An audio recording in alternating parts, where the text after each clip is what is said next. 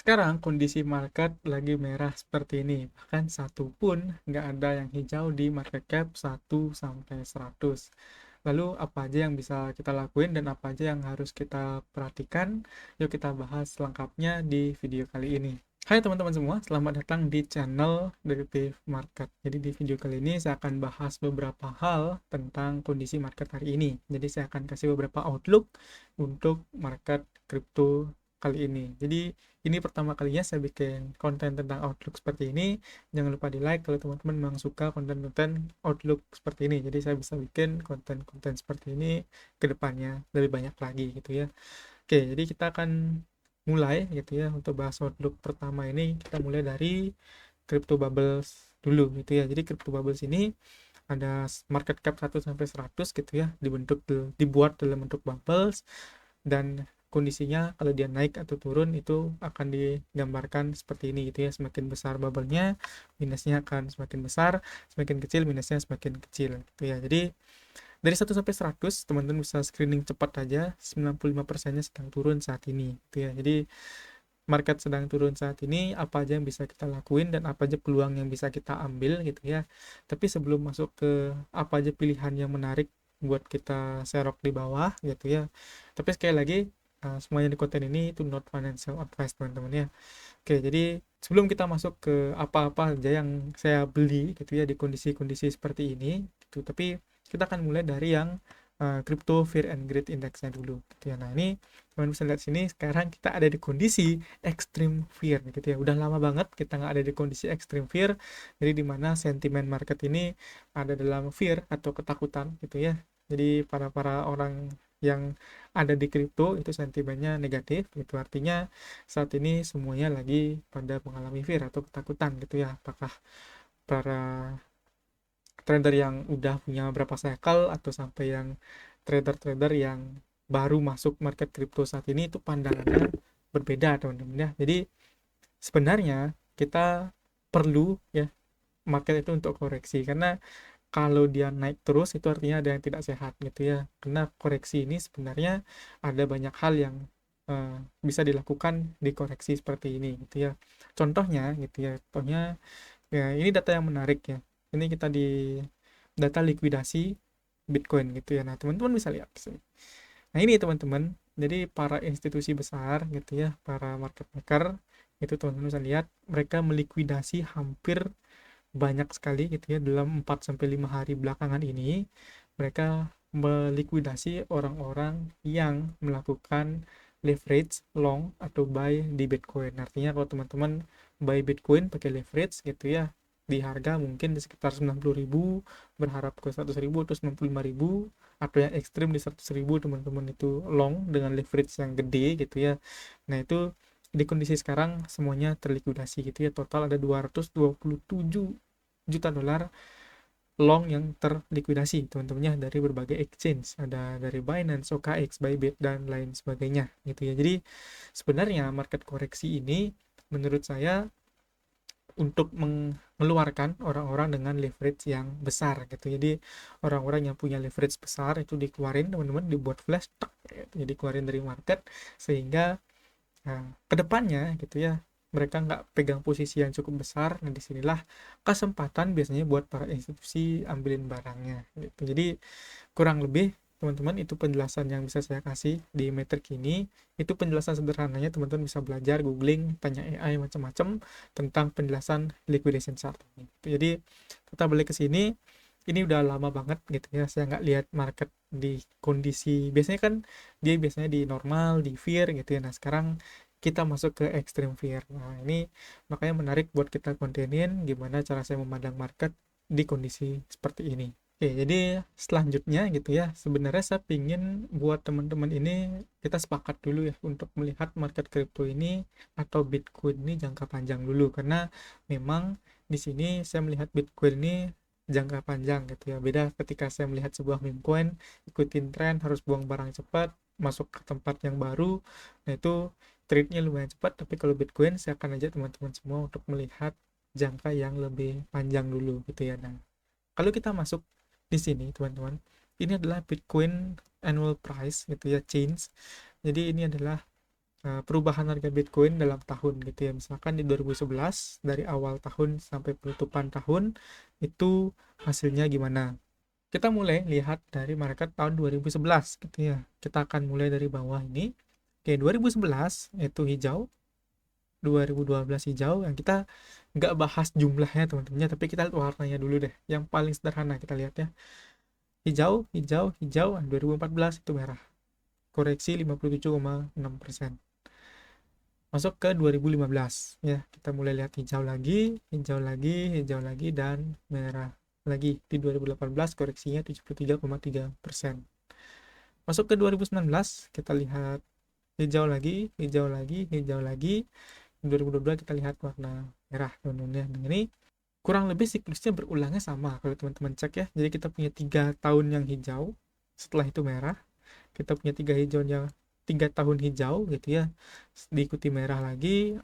Kita punya 3 tahun hijau, warna merah gitu. Nah, ini teman-teman katalisnya itu atau data pendukung yang membuat sebenarnya itu adalah membuat kita positif ya terhadap Bitcoin, yaitu adalah halving di tahun kemarin gitu. Jadi itu sebenarnya indikator utamanya. Jadi kalau kita tariknya di tahunnya gitu ya, di annual price change-nya, teman-teman bisa lihat 2023 itu hijau, 2024 itu hijau. Nah, 2025 karena ini masih bulan Maret gitu ya, saya rekamnya di akhir Maret, 28 di Februari akhir ya, saya rekamnya 28 Februari karena besok udah Maret gitu ya, jadi kita punya monthly close candle nantinya.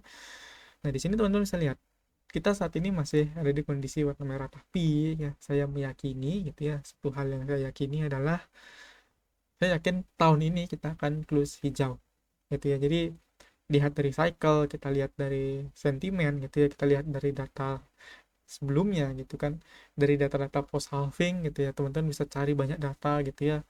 Ini di CryptoRank teman-teman bisa scroll aja untuk lihat data-datanya di sini. Ini dibagi pertasan per quarter, ini pakai bulan gitu ya. Jadi kalau saya lihat teman-teman ya, ini memang Bitcoin ini kan terkenal dengan siklus 4 tahunan ya gitu. Jadi yang sebenarnya dimaksud adalah ini teman-teman ya.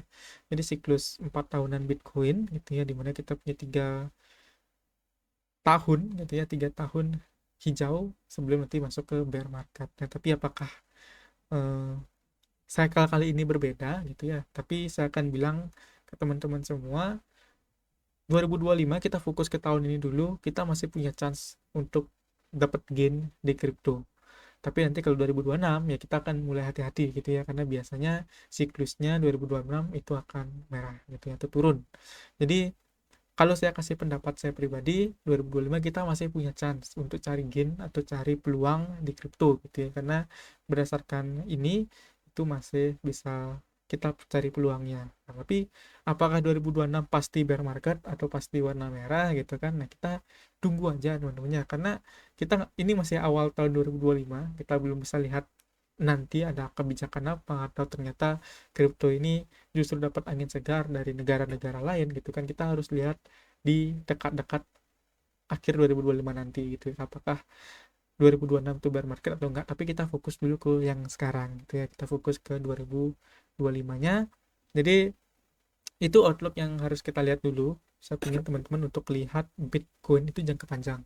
Oke teman-teman, saya harap untuk lihat Bitcoin itu jangka panjang dari tahunnya bahkan gitu ya. Jadi Bitcoin ini teman-teman harus punya di Purto gitu ya, dan ini harus didiemin jangka panjang gitu ya. Jadi sisihin uang yang benar-benar teman-teman bisa diemin untuk jangka panjang lama, langsung beliin Bitcoin gitu ya. Nah, kalau teman-teman lihat saya untuk trading memes dan lain sebagainya, yaitu barangnya cepat dibuang teman-teman ya. Kalau udah 100% buang modal, 100% buang modal. Jadi trade-nya cepat, tapi kalau Bitcoin nggak pernah dijual gitu ya teman-teman. Jadi kita harus selalu koleksi Bitcoin, karena kalau teman-teman lihat nilai low-nya ya, nilai low tiap tahunnya, nah ya, teman-teman bisa lihat ini selalu mengalami kenaikan tiap tahunnya. Jadi Bitcoin itu selalu lebih tinggi ya harganya dari beberapa tahun sebelumnya gitu. Jadi buat disimpan jangka panjang, menurut saya ini sangat luar biasa gitu ya peluang dari Bitcoin ini. Oke, jadi kalau kita udah punya persepsi yang sama teman-teman, Bitcoin kita look jangka panjang gitu ya, baru kita masuk ke chart daripada Bitcoin itu sendiri. Oke, sekarang kita masuk ke chartnya Bitcoin ya. Jadi, nah teman-teman biar punya gambaran lagi, ini saya akan coba taruh satu gambar gitu ya. Nah ini adalah gambar daripada salah satu pola supply demand. Oke, saya jelasin dulu. Di sini saya sendiri latar belakang memang dari technical analisa. Jadi teman-teman bisa cek gitu ya, memang saya sudah certified technical analyst gitu ya. Saya memang suka hal-hal yang berbau teknikal pada awalnya. Jadi saya awal kenal kripto itu pendekatannya adalah teknikal gitu ya, sebelum saya akhirnya masuk ke unsur analisis dan lain sebagainya. Tapi saya orangnya teknikal dari sebelum saya trade kripto gitu ya.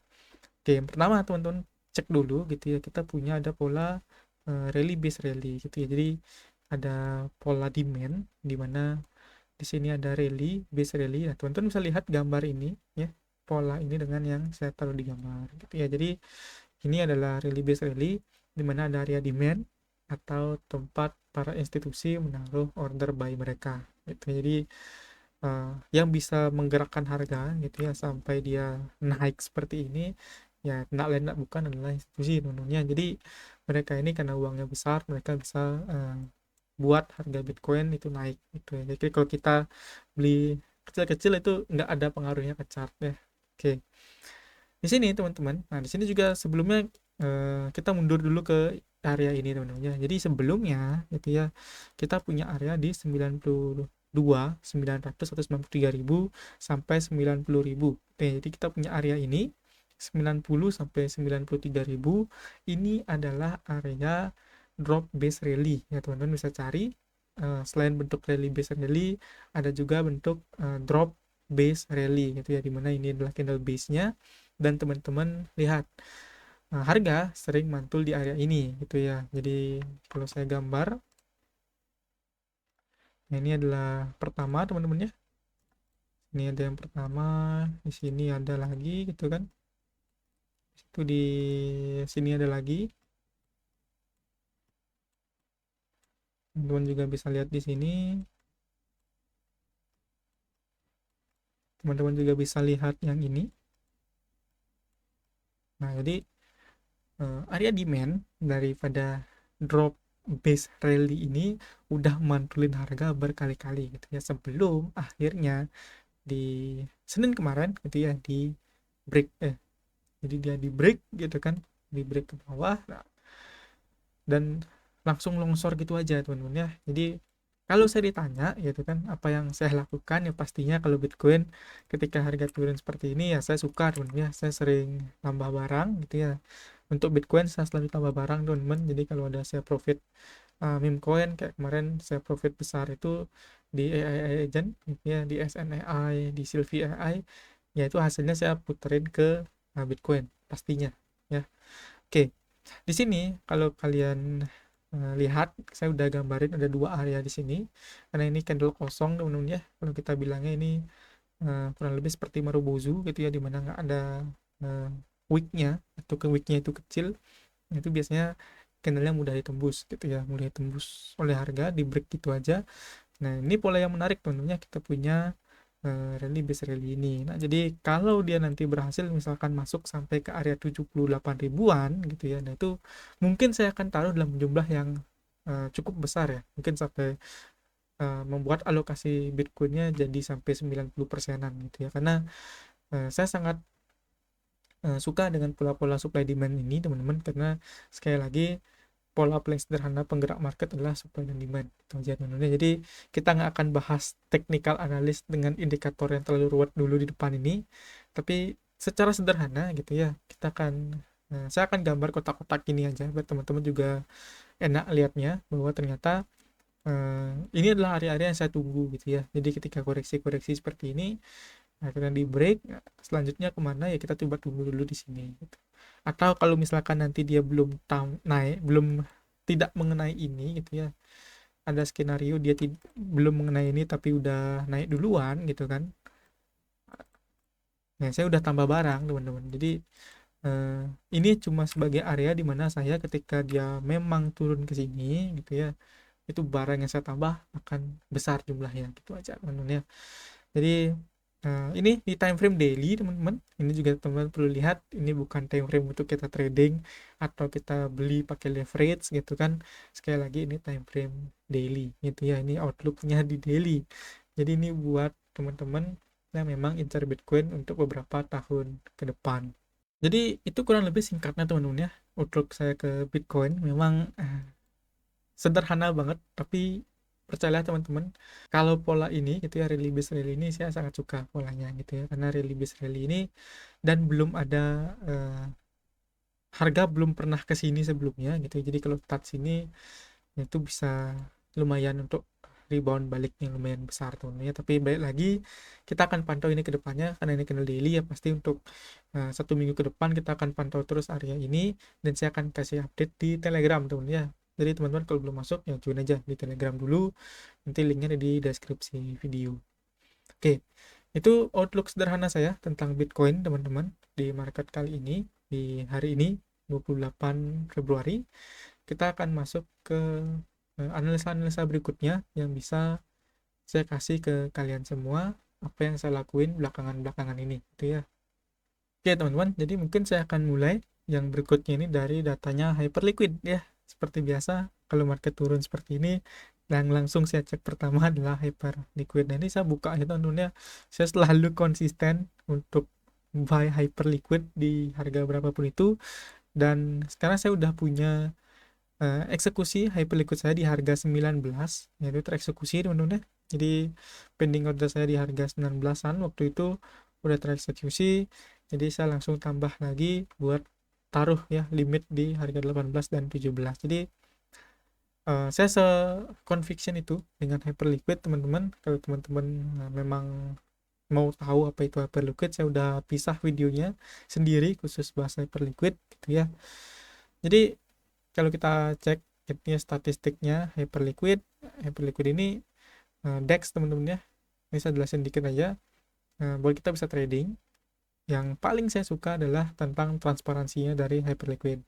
Kalau dia di exchange kayak di Binance, Bybit, and so on, dia order booknya itu uh, off ya, artinya kita tidak bisa melihat order booknya apakah itu beneran ada atau itu ternyata Binance-nya taruh pasang harga di sana dan lain sebagainya, itu nggak kelihatan. Tapi kalau di Hyperliquid dia on chain order book, teman-teman bisa lihat di sini.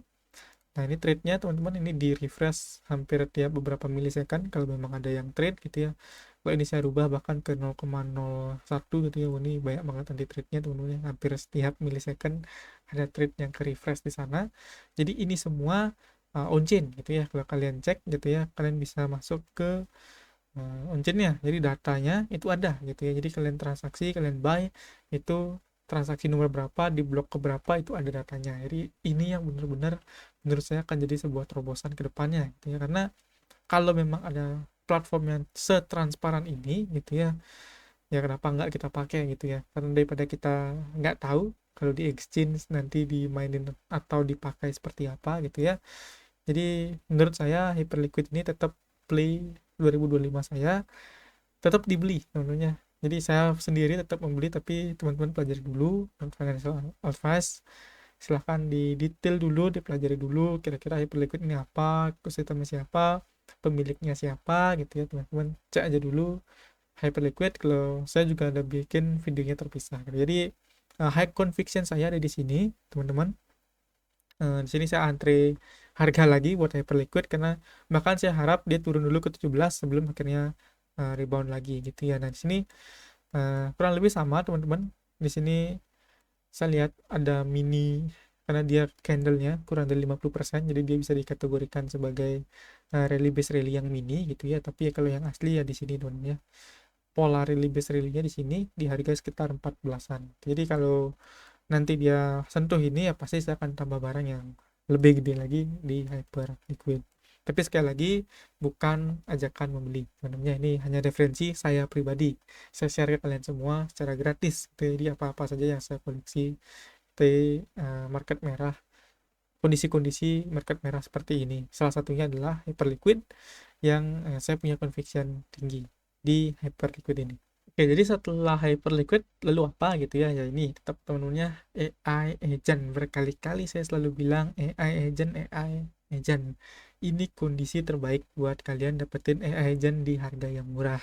Oke, jadi AI agent ini karena kebanyakan di jaringan base, saya udah bikin tutorialnya gitu ya untuk beli AI agent ini menggunakan belum base bot yang ada di Telegram. Jadi botnya belum di jaringan base di Telegram gitu ya. Jadi saya udah bikin tutorialnya bener-bener video sebelum ini gitu ya. Nanti main aja. Teman-teman bisa cek di sana. Ini teman-teman, AI agent ini menurut saya pasti akan jadi sesuatu yang besar di kemudian hari gitu ya. Karena eh, beda banget dengan chatbot kayak ChatGPT, DeepSeek yang kita pakai. AI agent ini bisa berpikir dan membuat keputusannya sendiri gitu ya. Contoh yang paling terkenal adalah AI XBT ini gitu ya. Jadi teman-teman, AI XBT ini dia melakukan analisa on-chain. Ketika dia menemukan data yang menarik, dia akan langsung tweet itu gitu. Jadi eh, kurang lebih seperti itu penjelasan singkatnya dari AI XBT itu. Jadi AI agent ini dia melihat data, dia langsung bikin keputusan, langsung di-upload di sini, dan ini otomatis teman-temannya tuh. Jadi dia nemuin sebuah data, dibuat, dimasukin langsung jadi info dan lain sebagainya. Jadi memang AI agent ini akan sangat membantu kita gitu ya, membantu manusia gitu ya. Entah AI agent di bidang productivity, di bidang entertainment, di bidang science gitu kan. Jadi ada banyak AI agent, bahkan ada Dev AI gitu ya, atau Decentralized Financial AI yang bantu kita trading dan lain sebagainya. Itu ada banyak banget teman-teman ya. Dan teman-teman tinggal pilih yang teman-teman suka. Di salah satunya biasanya dipakai di virtual protocol ini, atau teman-teman bisa juga langsung ambil bundle-nya. Misalkan teman-teman bingung pilih yang mana, ya udah teman-teman bisa langsung beli virtual protokolnya. Nah, sekarang dia udah ada jaringan Solana juga. Ini juga baru teman-teman ya. Dan dia juga ada jaringan Base, tapi saya selalu beli yang di versi jaringan Base-nya. Belinya pakai Bloom Base Bot. Sekali lagi tutorialnya di video sebelumnya gitu ya. Nah, ini ada satu lagi teman-teman buat AI agent yang bisa kita cek, itu adalah di CreatorBit ya. Oke, selanjutnya ada di CreatorBit ya, selain di virtual protocol. Jadi ini saya playnya sederhana teman-teman, saya tinggal ambil 10 topnya aja gitu ya. Saya nggak yang masuk keluar terlalu banyak di CreatorBit ini. Jadi tinggal ambil top 10-nya, masukin pelan-pelan gitu ya. Masuknya bertahap, multiple entry. Jadi AI agent di CreatorBit ini memang jumlahnya lebih sedikit dibandingkan yang di virtual protocol ini, tapi teman-teman eh, bisa lebih mudah analisanya karena top 10 ini cuma ada 10 aja. Teman-teman tinggal cek aja kira-kira project yang mana teman-teman suka, yang mana menurut teman-teman bisa jadi play di kedepannya gitu ya. Apakah memang dev AI, atau teman-teman suka yang dia bantu teman-teman di productivity atau entertainment, ya silahkan kalian riset sendiri gitu ya. Jadi sekali lagi, ini play yang berikutnya teman-teman. Jadi saya juga akan drop beberapa play AI agent ya, play AI agent di Telegram. Jadi pastiin teman-teman join aja ke Telegram gratisnya, itu ya. Saya sering share di channel Telegram saya tentang play apa aja yang saya ambil gitu ya. Tapi sekali lagi bukan financial advice. Oke, jadi setelah tadi ada Bitcoin, Hyperliquid, ekosistemnya AI agent gitu ya. Nih salah satu yang bisa kalian cek lagi adalah BNB Chain atau BNB gitu ya. Yang menarik ya, kalau kita scroll adalah di bagian revenue-nya dan fee-nya gitu ya. Entah kenapa di tanggal 10 atau di minggu kedua Februari itu, entah kenapa saya melihat BNB tiba-tiba revenue naik, fees-nya itu naik, dan token holder juga meningkat gitu. Nah, ini mungkin melihat merespon daripada jaringannya Solana tentunya yang mengalami penurunan. Jadi apakah memang flow-nya ngalirnya ke BNB juga. Terus teman-teman, BNB ini kalau kita lihat secara teknikal ya, nah, ini seperti yang saya bilang tadi, kita fokus ke yang atas ini dulu, rally, base rally gitu ya, area demand kita gambar. Nah, ini respon berkali-kali tentunya di area ini, direspon lagi, bahkan ini ya, dia close-nya tetap di atas area hijau sebelum akhirnya di break gitu ya. Jadi area ini sudah kita tinggalkan gitu ya, karena dia sudah di break. Nah, selanjutnya kemana? Yang di sini ada drop base rally di harga sekitar 560-an sampai di 530-an. Jadi ini bisa jadi tolak ukur yang cocok buat kita teman-teman. Untuk di BNB ini teman-teman boleh lihat bagaimana nanti perubahan BNB di harga di range itu gitu ya. Jadi teman-teman bisa monitor terus BNB-nya, dan kalau memang kalian suka sama projectnya, kalian bisa invest ya di BNB. Sekali lagi, bukan financial advice. Oke, dan yang terakhir kita akan bahas adalah Ethereum teman-teman. Jadi nggak luput juga kita bahas Ethereum ini, dimana Ethereum ini sekarang lagi koreksi di area drop base rally-nya. Teman-teman bisa lihat di sini, bahkan dia sempat wicking di sini terus naik lagi gitu ya.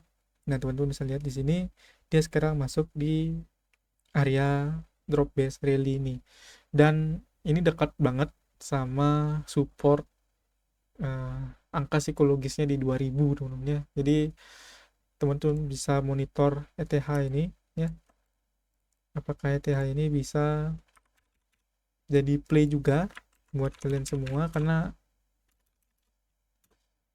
nah di sini 2000 ya sudah dekat teman-teman ya. Jadi tinggal kita lihat aja nanti apakah dikasih 2000 atau ternyata sebelum 2000 dari rally gitu ya. Makanya kalau teman-teman belum punya ETH gitu ya, menurut saya ini juga bisa dipakai teman-teman. Jadi kalian beli ETH terus kalian stakingkan di Treehouse, nah itu bisa juga gitu ya. Jadi setelah kalian beli ETH-nya, stakingin di Treehouse itu bisa. Jadi dengan kayak gitu ETH-nya kerja, kalian juga dapat return dari Treehouse-nya, dapat airdrop-nya. Nanti ketika harga ETH-nya naik, kalian lepasin stakingnya dan jual ETH-nya, itu bisa juga. Jadi kalau di ETH play saya kurang lebih kayak gitu teman-teman. Jadi ETH ini saya barangnya nggak begitu banyak, tapi karena dikasih harga 2000 ya saya kemarin masuk, terus saya tambahin lagi stakingan saya di Treehouse gitu ya. Jadi nah itu aja teman-teman kalau dari saya outlook untuk market kali ini ya. Semoga bisa ngasih gambaran ke kalian. Kalian juga bisa request nanti, entah videonya kurang panjang atau pembahasannya lebih banyak yang on-chain kalian suka, atau lebih banyak bahas teknikalnya, ya tinggal komen aja di bawah teman-teman. Jadi ini akan jadi prasasti teman-teman ya, ini akan jadi bukti. Saya tadi ada share-share beberapa, ya kita akan lihat beberapa hari ke depan gitu ya, apakah ternyata kita harus buang barangnya karena ternyata akan turun lebih dalam, atau ternyata kita udah timing yang tepat gitu ya, kita multiple entry di sini pelan-pelan sebelum akhirnya kita menikmati tahun 2025 yang menurut saya akan hijau ke depannya. Oke, jadi itu video kali ini teman-teman, semoga kalian suka. Sekali lagi kalian bisa like video ini, kalian bisa subscribe juga ke channel Detective Market kalau memang kalian suka konten-konten seperti ini, dan konten-konten tentang kripto, forex, technical analisa. Kalian juga bisa follow di channel Detective Market ini. Jadi kita jumpa lagi teman-teman di video berikutnya.